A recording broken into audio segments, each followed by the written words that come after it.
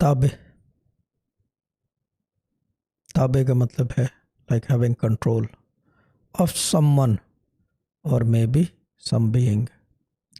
अमूमन जो है इस टर्म को इस्तेमाल किया जाता है मुवक्किलात के बारे में या ये कि जिन्नात के बारे में। मुवक्किलों का कोई आलम नहीं है,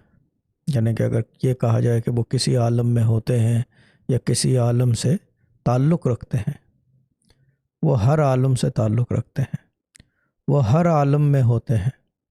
हर आलम में रहते हैं, हर आलम में आते और जाते भी रहते हैं।